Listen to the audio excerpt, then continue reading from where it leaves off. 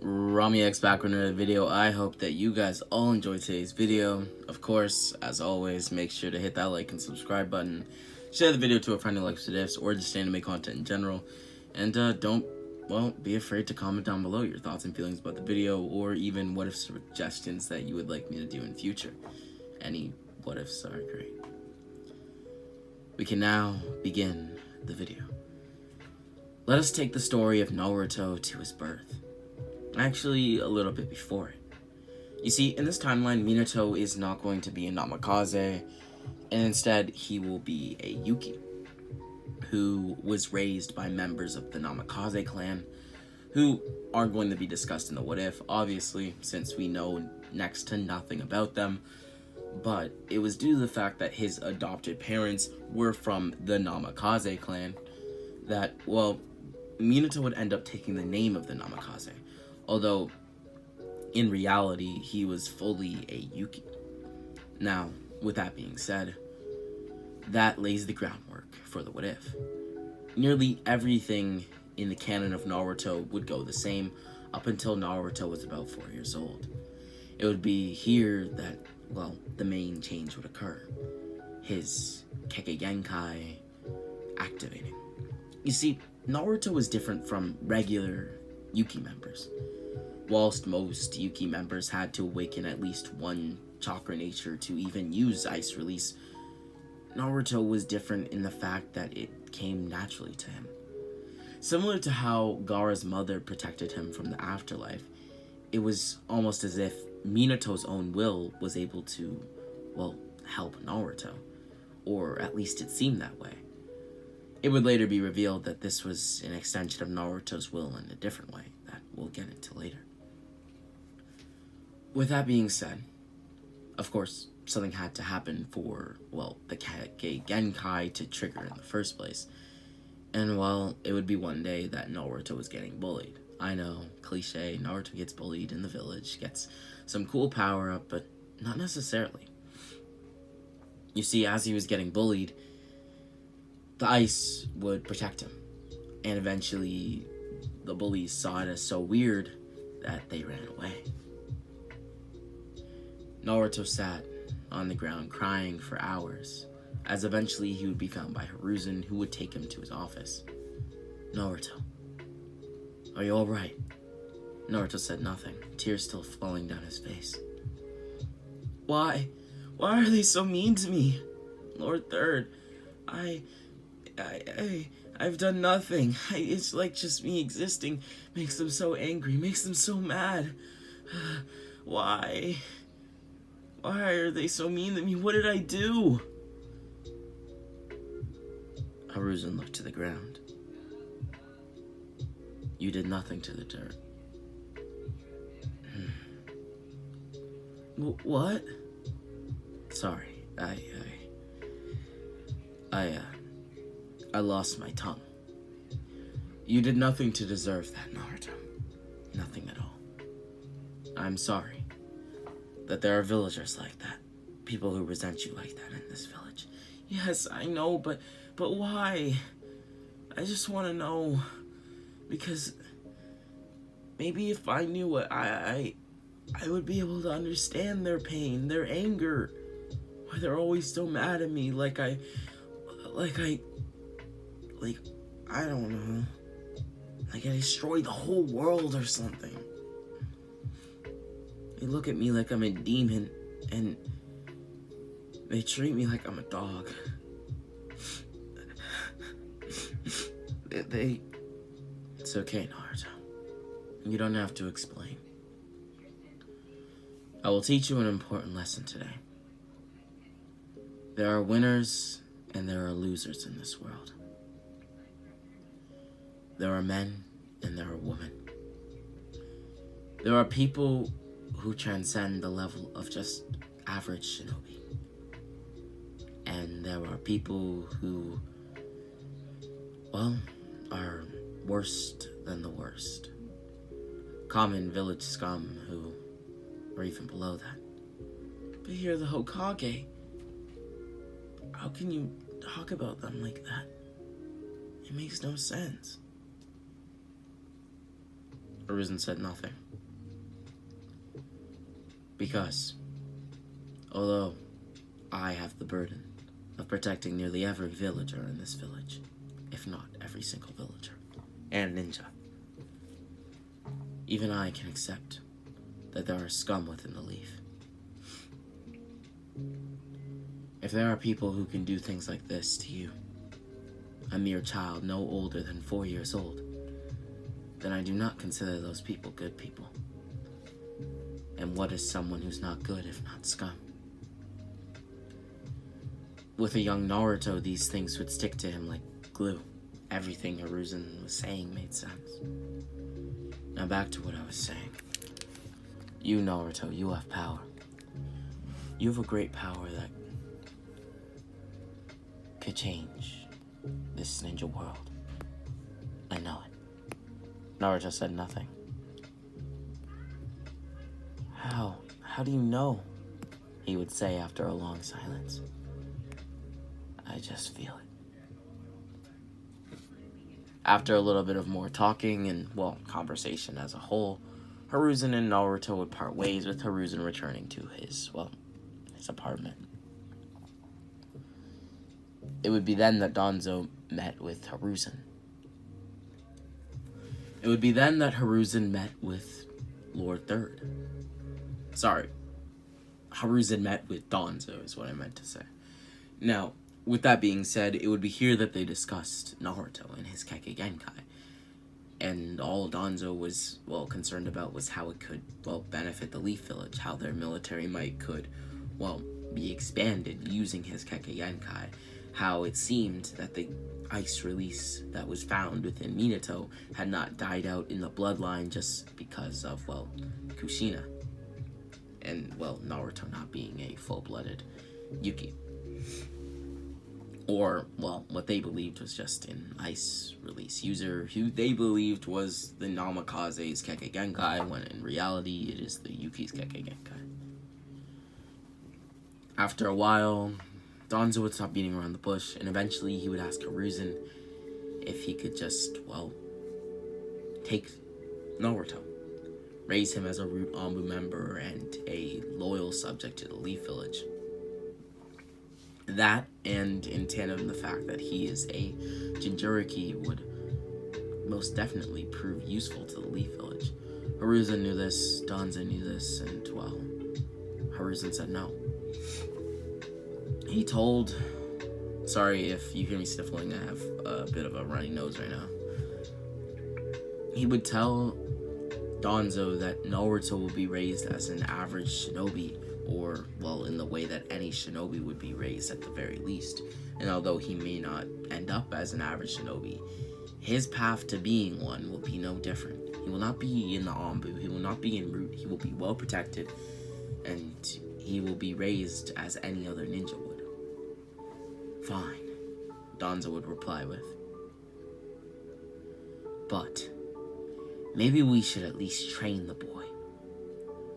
If we can tap into that potential early, then we can raise his power exponentially. Heck, having the Jinchuriki with skill would prove very useful. It's what the cloud has. It's even what the sand has. Have you heard? Have I heard what? It's a rumor going around that the Sand Village's Jinchuriki, the One-Tails, has already gone rampant multiple times. The power has nearly destroyed the village on several occasions. Maybe if we just had a Jinchuriki who didn't go on rampages and, was powerful at that, we would be much stronger than any of our neighboring shinobi villages.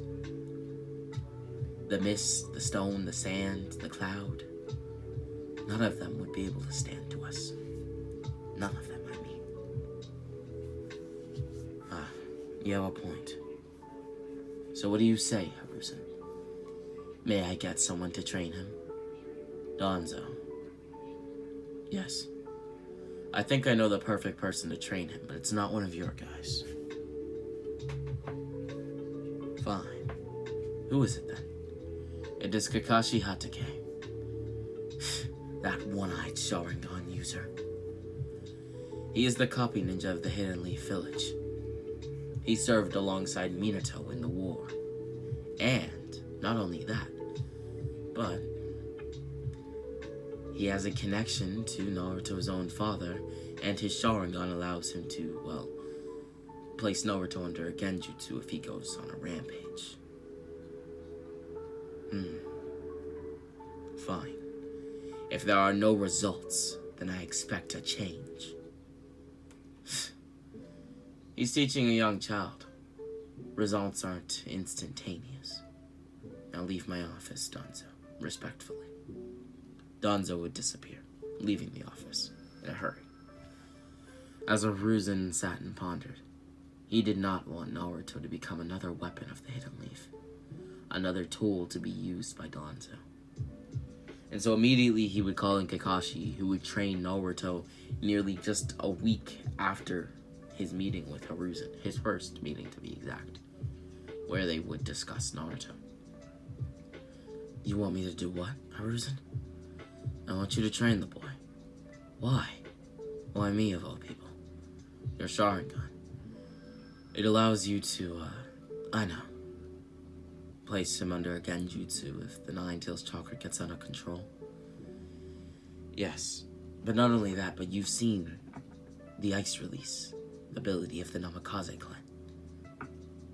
You've seen it firsthand in the war, haven't you? Minato used it, right? I have seen it done by Sensei, yes. Although not in the war. One more thing. Since we're gonna be spending a heck of a lot of time together, shouldn't he just move in with me? Huh? What do you mean?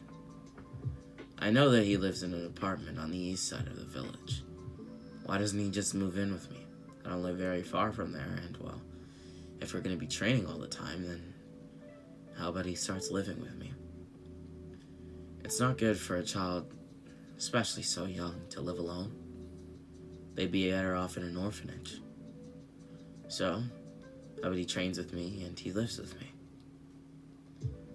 You know what?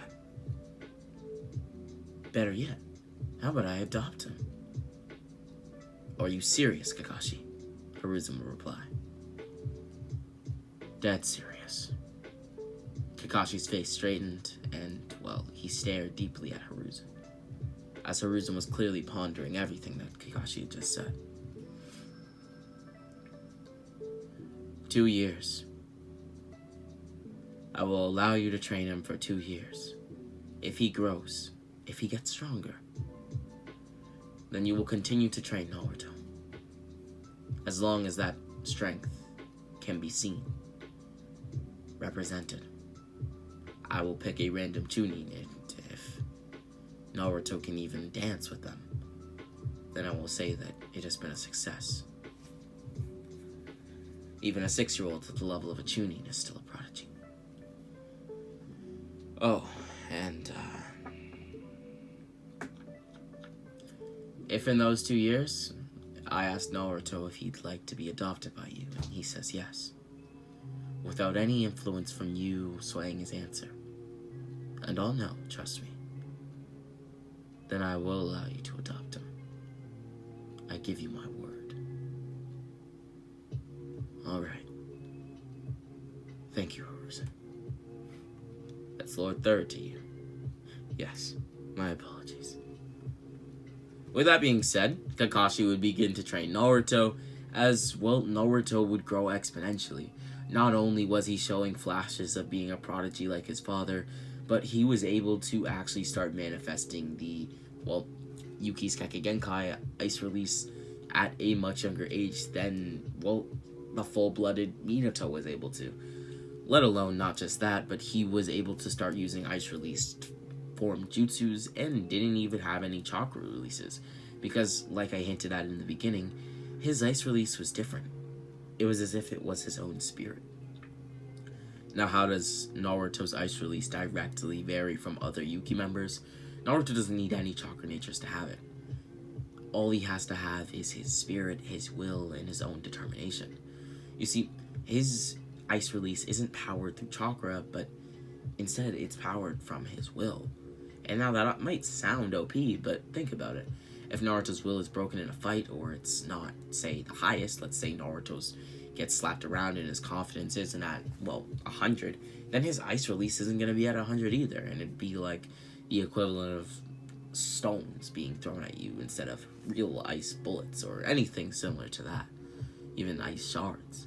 Now, with that being said, of course, Naruto in the series has shown a considerably strong will, and that's exactly why I thought it'd be best for it to be, well, used based off of his spirit, his will, instead of, well, things that weren't determined by his natural grit, and instead were determined by things that he was overall bad at, his chakra control.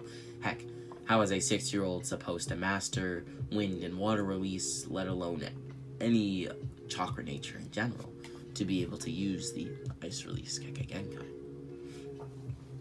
Now, with that being said, 2 years would pass. Naruto had even managed to obtain a sword in this time, and had been carefully training with it with Kakashi. He had also done strength training to increase his muscle mass, and, well, basically just added a few pounds onto his body so that he couldn't get pushed around as easily, and, well, beaten in taijutsu fights. It would be then that Hiruzen would find a Chunin with it within the village to basically just, well, fight Naruto. The Chunin would fight Naruto and would actually go easy in the beginning, as, well, he saw Naruto as no threat and actually called Naruto pathetic, as, well, the Chunin landed the first blow, pushing Naruto and, well, causing Naruto to fall on the ground. Naruto's head was now looking to the ground as he said nothing. It almost seemed like he was going to do nothing. It almost seemed like he was just going to take what the bully said and, well, not react. But instead, he did react, and, well, it was something to watch, in the words of Hiruzen. Naruto rose into the air, bringing his foot down and slamming it into the shoulder of the Chunin. Naruto disappeared using the body flicker technique, a technique that Kakashi saw as very valuable for a shinobi with Naruto's stature to use. It's a technique that he could quickly escape with, use a, well, counterattack, or even launch an offensive onslaught with, or, well, just retreat from battle in general. With that being said, after using the body flicker jutsu, Naruto would reappear behind the Chunin, tapping him on the back. He now held a kunai to his neck. The Chunin did nothing, as Naruto then cut, well, a piece of his neck. Now, he didn't, like, try to kill him or anything. He just wanted the Chunin to bleed. He believed that, well, no Chunin would just allow themselves to be caught like that, which meant that it either had to be a shadow clone, or he was going to use some sort of substitution jutsu. And Naruto was completely right. It was, well, a shadow clone. Now, this wasn't just any regular Chunin, but rather it was a very skilled Chunin that had even trained under people like, well, Asuma. That's the exact reason why, well, Hiruzen chose the Chunin. Because the Chunin had trained under Asuma for a couple of weeks, and, well, he saw the Chunin as the perfect fit. The Chunin's name being Darant. Now, Darant is quite the weird name, I know, but most people just called him Dara. It was true. Dara was using a shadow clone, as he would appear in front of Naruto. That jutsu you used, was it the body flicker?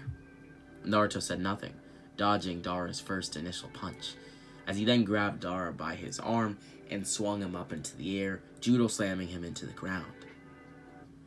Dara looked up at Naruto with a smirk. I definitely didn't expect that, especially from a kid so small. How old are you, 6? 5? I'm 6 years old, Naruto would say, pulling out his short sword and clashing kunai to blade with Dara. You know, I'm a Chunin and you're nothing. You're not even in the academy, let alone a Genin or a Chunin like me. You know, you should honestly just give up. Naruto grit his teeth. You're telling me I just trained 2 years just to give up because you told me to? Like hell I'd ever do that. Like hell I'd ever give up in the first place. You fool. I didn't go through all that pain, all that struggle, just to be defeated by you. Ice would start to form around Naruto, almost as if it was about to create a barrier around him. But instead, it acted in the way of an armor. It created a sort of ice armor for him, which coated his skin. Although it was quite the thin coating and, well, didn't really affect Naruto's movement, it sure as hell worked as a defensive anchor on Naruto's body, as Naruto was tanking all of Dara's attacks with minimal effort. Naruto would then weave through a combination of Dara's attacks after being hit with multiple waves of his attacks, and basically just realizing how Dara liked to fight, and thus he would take advantage of this, using his superior speed to get the best of him and basically kick Dara on his butt. Dara now looked up at Naruto. Wow, you're not just a kid, are you? You're different. Dara then pulled out a paper bomb. But are you fast enough to dodge this? Dara then threw the paper bomb. Hiruzen then spoke to Kakashi as this was happening. I did not tell him that he could use a paper bomb. Actually, I said to, only use a kunai. And that was it. If the paper bomb hits, then, I will have to intervene. No, even if it explodes, do nothing. I wish to use this as a training lesson for Naruto on what not, or, what to do in this situation. Now, how were they able to talk for so long while the paper bomb was being thrown?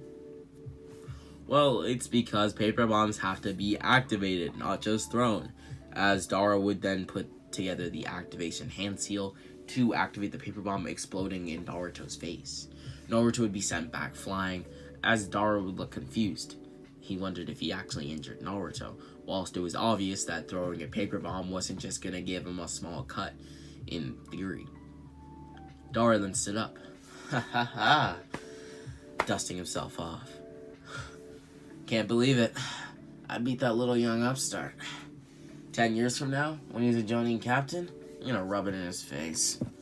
Oh, and Hiruzen, it wasn't even a challenge. Barely broke a sweat. Now, you don't even know if he's out for the count. He has to be. Actually, you should be sending a medical squad out here to save him. Kid's probably about to die.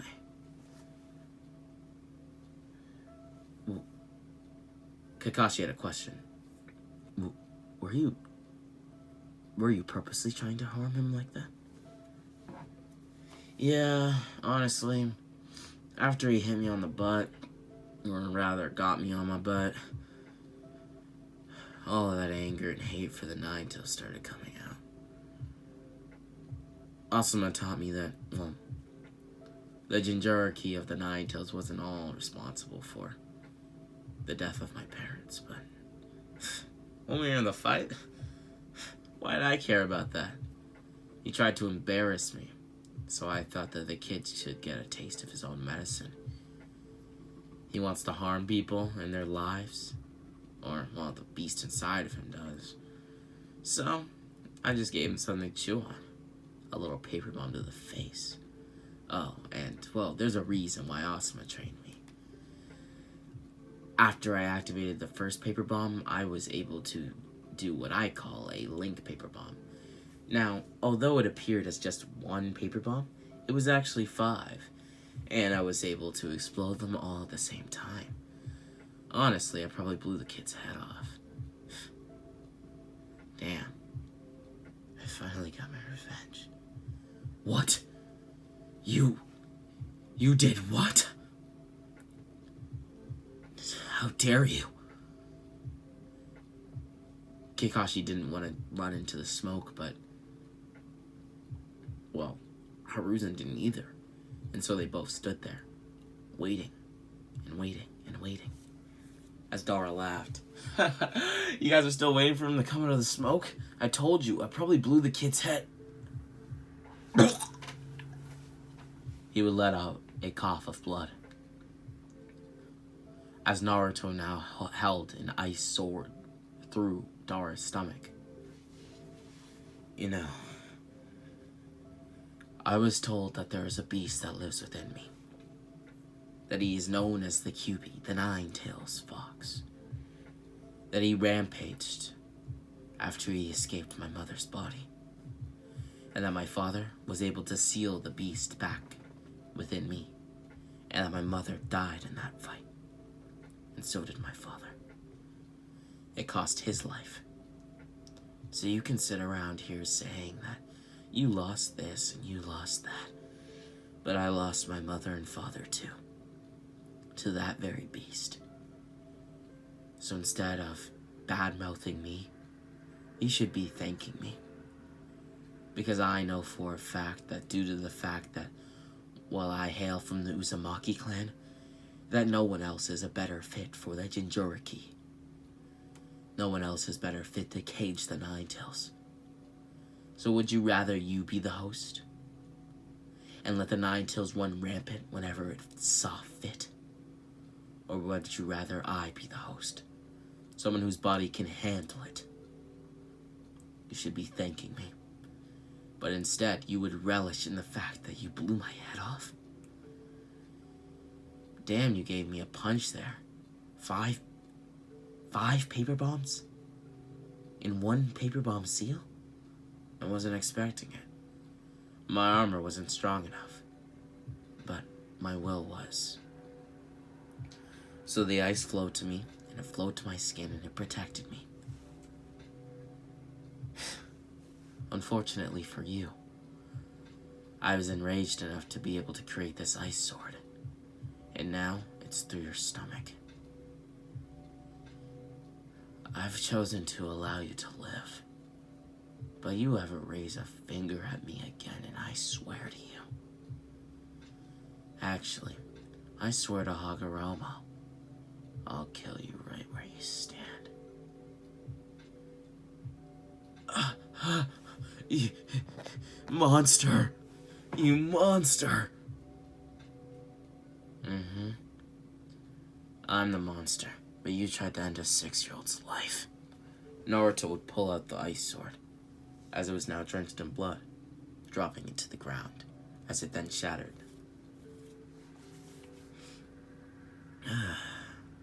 Lord Third, could you get this weird tuning out of here? And, Kakashi told me about the whole adoption thing. No, it's not him swaying me. Kakashi has raised me. He has taught me everything I know, and there's no one else I would like as a surrogate father to what Minato wasn't alive to be. At least he knew my father. Who else can say that? Who else can say that they served alongside him, that they were taught by him? I want to learn and be the adopted son of the guy who my father adored. You know? So, maybe you can say him telling me about my mom and my dad was him being able to sway me in that direction, but it's what I want, Hiruzen. Regardless of what you may think. I understand. Of course, Kakashi can adopt you. Kakashi would smile under his mask, as, well, Naruto didn't have a mask, so he would smile with his teeth. With that being said, this is where we're going to end part 1 to What If Naruto would Ice Release. I hope you guys all enjoyed today's video. Make sure to hit that like and subscribe button.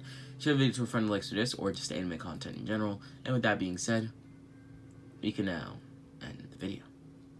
Don't forget to comment down below thoughts and feelings about the video or just what if suggestions in general. This has been 𝘎𝙗𝙊𝙃, and well, 𝘎𝙗𝙃.